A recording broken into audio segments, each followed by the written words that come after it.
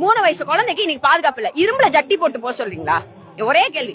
இரும்புல ஜட்டி போட்டு போக சொல்றீங்க. அண்ணன் இரும்புல ஜட்டி வாங்கி கொடுக்க சொல்லுங்க. நாங்க என்ன பண்றது? அப்படிப்பட்ட பொம்பளை பிள்ளைய வச்சுட்டு என்னங்க? எங்கடா இந்த நாய் இன்னும் குலைக்கலையே அப்படின்னு எதிர்பார்த்தது தான் குலைச்சிடுச்சு. இப்போ அதுக்கு நம்ம போடுற நேரம் வந்துடுச்சு. ஆட்சியில் இருந்தாங்களே உன்னுடைய பெரியப்பாவும் உன் பெரியப்பா மகனும் யாரு யாரு? எம்கே ஸ்டாலின் அவரும் அவருடைய மகன் உதயநிதி ஸ்டாலின் 2 பேர் எடுத்தாங்கல்ல. அப்பெல்லாம் இது நடக்கலையா? அப்பெல்லாம் நீ யாரு சூத்துக்கு சொம்பு பிடிக்க போயிடுது? சமூக வலைதளங்களில் மீண்டும் பரபரப்பை ஏற்படுத்தியிருக்கும் ஒரு புதிய அரசியல் விவாதத்தை பற்றி தான் இந்த வீடியோவில் பார்க்க போகிறோம். அதாவது கடந்த சில நாட்களாக பிக் பாஸ் ஜூலி தனது சமூக வலைதள பக்கங்களில் டிவிகே கட்சி மற்றும் சிஎம் ஜோசப் விஜய் குறித்து விமர்சன கருத்துக்களை பகிர்ந்து வந்ததாக பலரும் பேசி வந்தனர். இதற்கிடையில் சமீபத்தில் ஒரு பத்திரிகையாளர் சந்திப்பில் ஜூலி பேசிய சில கருத்துக்கள் சமூக வலைதளங்களில் அதிகமாக பகிரப்பட்டு விவாதமாக மாறியுள்ளன. அந்த வீடியோ வெளியாகியதிலிருந்து டிவிகே ஆதரவாளர்கள் மற்றும் பல இன்ஸ்டாகிராம் பிரபலங்கள் தங்களுடைய கருத்துக்களை தொடர்ந்து வெளியிட்டு வராங்க. ஜூலி முன்வைத்த விமர்சனங்களுக்கு பதிலளிக்கும் வகையில் பல வீடியோக்கள், ரீல்ஸ் மற்றும் பதிவுகள் சமூக வலைதளங்களில் வெளியாகி வேகமாக பரவி வருது. எங்கடா இந்த நாய் இன்னும் குலைக்கலையே அப்படின்னு எதிர்பார்த்தது தான் குலைச்சிடுச்சு. இப்போ அதுக்கு நம்ம போடுற நேரம் வந்துடுச்சு. நாயே ஜூலி நாயே எங்கள் தளபதி எங்கள் அண்ணன் இப்போ தான் ஆட்சிக்கு வந்திருக்காரு. அவர் வந்த கொஞ்ச நாள்லேயே நிறைய விஷயத்த அவர் திருத்தியிருக்காரு, நிறைய விஷயத்த அவர் மாற்றிட்டாரு. இதை விடுவோம், இப்போ உன்னோட கதைக்கு வருவோம். ஆட்சியில் இருந்தாங்களே உன்னுடைய பெரியப்பாவும் உன் பெரியப்பா மகனும் யாரு யாரு? எம்கே ஸ்டாலின் அவரும் அவருடைய மகன் உதயநிதி ஸ்டாலின் 2 பேர் எடுத்தாங்கல்ல. அப்பெல்லாம் இது நடக்கலையா? அப்பெல்லாம் நீ யாரு சூத்துக்கு சொம்பு பிடிக்க போயிடுந்த? மூத்திரம் பிடிக்க போயிட்டியோ? உன் பெரியப்பா என்ன பண்ணிக்கிட்டு இருந்தாரு? இன்ஸ்டாகிராமில் ரீல் போடுற 2 பசங்களை கூட்டிகிட்டு ஹாய் ஃப்ரெண்ட்ஸ், நான் தான் உங்கள் தேவா, வாழ்க்கைனா சில அடிகள் விழதான் செய்யும் அப்படின்னு ரீல் போடுற பையனுங்க கூட உட்காந்து கும்மி அடிச்சுக்கிட்டு இருந்தாரு. அப்போது எவ்வளவோ கொலை கற்பழிப்பு, திருட்டு கேஸு, கஞ்சா கேஸு இதெல்லாம் நடந்துச்சு. அப்போ நீ யாரோட மூத்தரத்தை பிடிக்க போயிட்ட? அப்போல்லாம் கேட்க வைக்கல. இப்போ நீங்களாம் அப்படியே வெயிட்டிங்.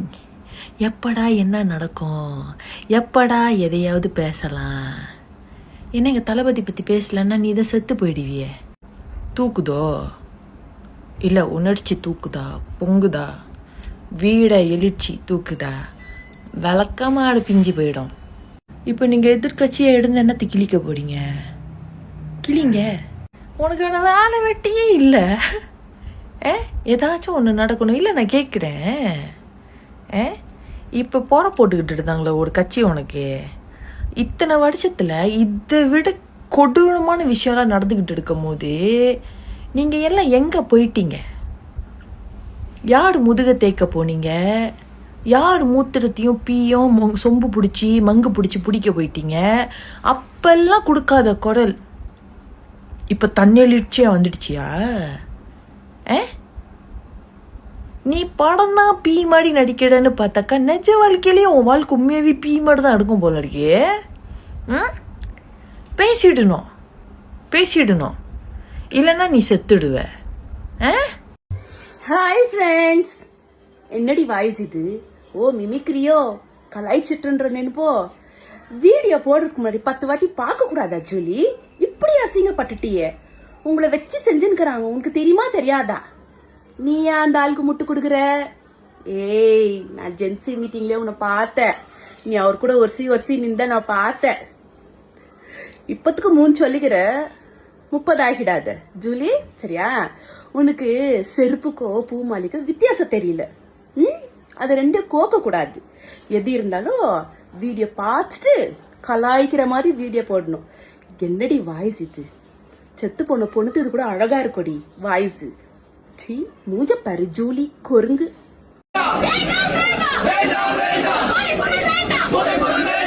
மாண்புமிகு எதிர்க்கட்சி தலைவர் உதயநிதி அண்ணா கவனத்திற்கு, உங்க ஜென்சி கும்பலுக்கு வந்துட்டு போதைப் பொருள் வேண்டாமா, அதனால மறுபடியும் அவங்க கிட்ட வந்து புரிஞ்சுங்க.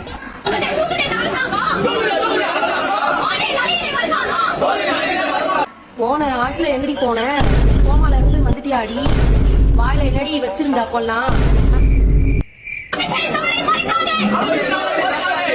நீ போனை பார்த்து படிக்காது. அது யார் அந்த ஓரம்? அட தெரியல யாருது, கோளாறு கோயிந்த அப்படின்னு கண்ணுல இருந்து பால்லாம் வந்துட்டு இருந்துச்சு. அந்த தம்பி தானே பண்ணி இல்லையாப்பா, அது எப்படிப்பா? அப்ப என்னமோ உயிருக்கே போராடிக்கிட்டு இருந்த, அப்பயும் இப்பயும் வெண்டிலேட்டர் வச்சிருக்க மாதிரி போட்டுட்டு இருந்தியே. பக்கத்திலேயே கோளாறு கோயிந்த வச்சுக்கிட்டு ஒருத்தி அங்க மாஞ்சு பூவிக்கிட்டு இருக்கா. ஏய் கோளாறு கோயிந்தி, உனக்கு எவ்வளவு டைம் இருக்காங்க? 10 நிமிஷம் கொடுத்துருப்பாங்களா கூறதுக்கு? நீ பாட்டு டைம் மீறி அங்க கூவிக்கிட்டு இருக்காங்க. பேர் எல்லாம் கூவுறாங்க, ஒரு மாதிரி எல்லாம் போன பாத்துட்டு இருக்காங்க. பாட்டு பாடு, அவங்களை வந்து என்டர்டைன்மெண்ட் பண்ணு. அதை விட்டு ரொம்ப நேரம் நீங்க அல்லாதீங்கன்னா நீங்க கஷ்டப்படாதீங்க. என்னால தாங்கிக்க முடியலண்ணா. 3 வயசு குழந்தைய கற்பழிச்சு கொலை பண்ணிட்டாங்க, சரியா? அத பத்தி நாங்க பேசிக்கிட்டு இருக்கோம். என்ன போட்டுக்கிட்டு இருக்காங்க? எவ்வளவு கியூட்டான சிஎம்ல அந்த குட்டி தொப்பைய பாக்குறியா? எவ்வளவு கியூட்டா இருக்குல்ல அந்த தொப்பை.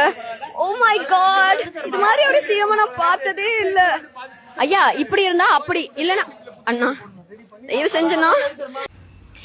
எஸ் சனிய சகட ஓகேயா? உடைய இதுக்கப்புறம் நான் என்ன வார்த்தையை சொல்லிதான் ஏசுறதுன்னு எனக்கு சத்தியமா தெரியல. ஊர் உலகத்துல உள்ள எல்லா குழந்தையும் சரி, எங்க இறப்பு நடந்தாலும் இவர் தான் பொறுப்பா?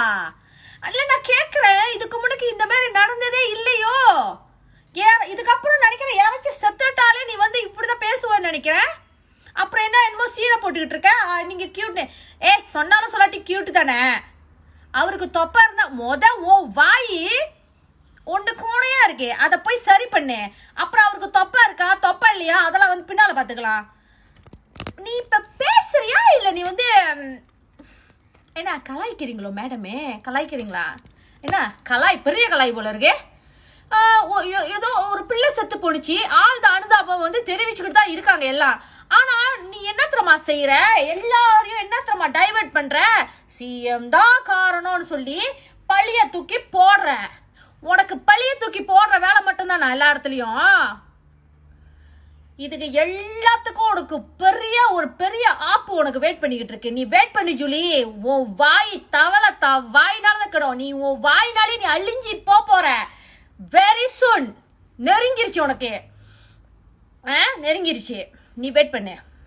அவனுக்கு இன்னைக்கு வரைக்கும் இப்ப வரைக்கும் இது நடந்ததுக்கு நான் வந்தது ஒரு காரணம் ஆயிடுச்சுன்ற வருத்தம் எனக்கு இருக்குன்ற ஒரு வார்த்தை அவ எங்கேயாச்சும் ஒரு மேடையில சொல்லிருக்கானா?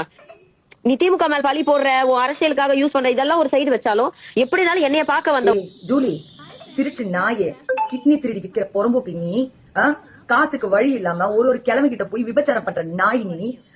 உன் யோகிதை எல்லாரும் பிக் பாஸ்லயே பாத்துட்டாங்க, சரியா?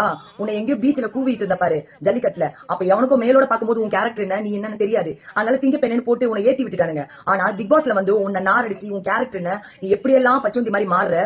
உனக்கு பணம் வேணும்னா, உனக்கு ஒருத்தவங்க தயவு வேணும்னா நீ எப்படி எல்லாம் இருப்பேன்னு பிக் பாஸ்லயே பாத்துட்டாங்க, சரியா? அப்படி இருந்து கூட பிக் பாஸ்ல வந்து தர்மடி வாங்கின. ஆனா இது வரைக்கும் நீ வந்து எப்படின்னா உனக்கு தெரிஞ்சிருச்சு.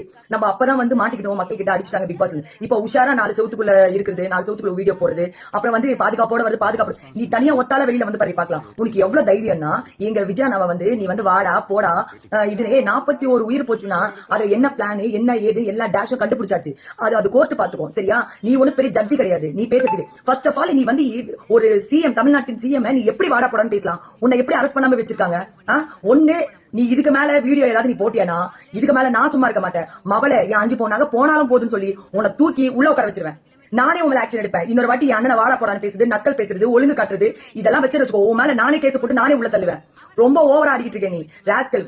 உழைச்சி சாப்பிடாம உடம்ப கொடுத்து சாப்பிடுற நாய் உனக்கு இவ்வளவு இருக்குன்னா உழைச்சி சாப்பிடுற எங்களுக்கு எவ்வளவு இருக்கும்? செருப்பு பிஞ்சிரும் ஜூலி உனக்கு. மவளை இதுக்கு மேல அவ்வளவுதாண்டி உனக்கு பொறம்போக்கு. 3 வயசு குழந்தைக்கு இன்னைக்கு பாதுகாப்பு இல்ல. இரும்புல ஜட்டி போட்டு போக சொல்றீங்களா? ஒரே கேள்வி. இரும்புல ஜட்டி போட்டு போக சொல்றீங்க. அண்ணனை இரும்புல ஜட்டி வாங்கி கொடுக்க சொல்லுங்க. நாங்க என்ன பண்றது? அப்படிப்பட்ட பொம்பளை பிள்ளைய வச்சுட்டு என்னங்க ஜூலி? இந்த கேள்வி வந்து ரொம்ப நியாயமான கேள்வி, மிக நியாயமான கேள்வி. ஆனா எனக்கு என்னன்னா, எனக்கு ஒரு டவுட் என்னன்னா, இதுக்கு முன்னுக்கு ஆட்சி ஆண்டுகிட்டு இருந்தாங்களே அப்ப இந்த மாதிரி விஷயம்லாம் தரகுறவா மட்டமா இதோட கேவலமா நடந்துகிட்டு இருந்துச்சு. அப்ப நீ எங்க போயிட்ட? இந்தியாவிலேருந்து ஷிஃப்டாக எங்கேயோ வெளிநாட்டுக்கு எங்கேயோ போயிட்டியோ? நான் அந்த வீடியோ இப்போ தான் பார்த்தேன். ஏன்னா பிக் பாஸ்க்கு அப்புறம் you are missing in action. உன்னை காணும். டிஎம்கேவோட ஆட்சிலாம் இருக்கும்போது உன்னை காணும். ஆனால் இப்போ ஏன் உனக்கு என்ன பிரச்சனைனே தெரில, கத்திக்கிட்டே கிடக்குற. இல்லை நிறைய வாட்டி சொல்லிக்கிட்டே சொன்னதே சொல்லிக்கிட்டு இருக்கிற மாதிரி இருக்கு, கடுப்பா இருக்கு. கண்டிப்பா நீ வீடியோ பார்த்துருப்ப, நீ கண்டிப்பா பார்த்துருப்ப. ஒன்னே ஒண்ணுதான், ஒரே நாள்ல எல்லாமே மாறாது, அதுக்கு ஒரு டைம் வரும். அதுக்குன்னு எல்லாமே எல்லா நடவடிக்கை எடுத்துக்கிட்டு இருக்காங்க. எதுவுமே எடுக்கலன்னு சொல்லாத சொல்லி, நம்ம கைங்க அங்கேயிருந்து இப்பதான் வந்துச்சுங்க.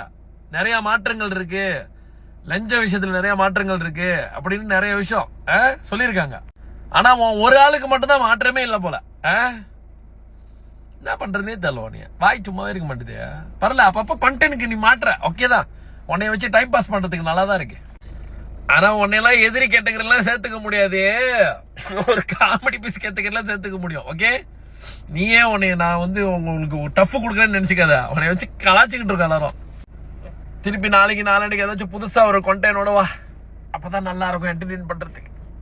குறிப்பாக சில இன்ஸ்டாகிராம் பிரபலங்கள் இதற்கு இதுதான் சரியான பதில் என்று கூறும் வகையில் தங்களது வீடியோக்களை வெளியிட்டுள்ளதாக சமூக வலைதளங்களால் பேசப்படுது. அந்த பதிவுகளுக்கு ஆயிரக்கணக்கான பார்வையாளர்களும் லைக்குகளும் கமெண்ட்களும் குவிந்து வருது. ஒரு தரப்பு ஜூலியின் கருத்துக்கு ஆதரவு தெரிவிக்க, மற்றொரு தரப்பு அதற்கு கடுமையான எதிர்ப்பை பதிவு செய்து வராங்க. இதனால் இந்த விவகாரம் தற்போது சமூக வலைதளங்களால் பரபரப்பாக பேசப்படும் தலைப்புகள் ஒன்றாக மாறியுள்ளது. இந்த விவாதம் இன்னும் எந்த திசைக்கு செல்லும்? ஜூலி மீண்டும் இதற்கு விளக்கம் அளிப்பாரா, அல்லது டிவிகே ஆதரவாளர்களின் பதிலுக்கு மீண்டும் பதில் வருமா என்ற கேள்விகளும் இணையத்தில் தொடர்ந்து எழுந்து வருது. இந்த விவகாரம் குறித்து உங்கள் கருத்து என்ன?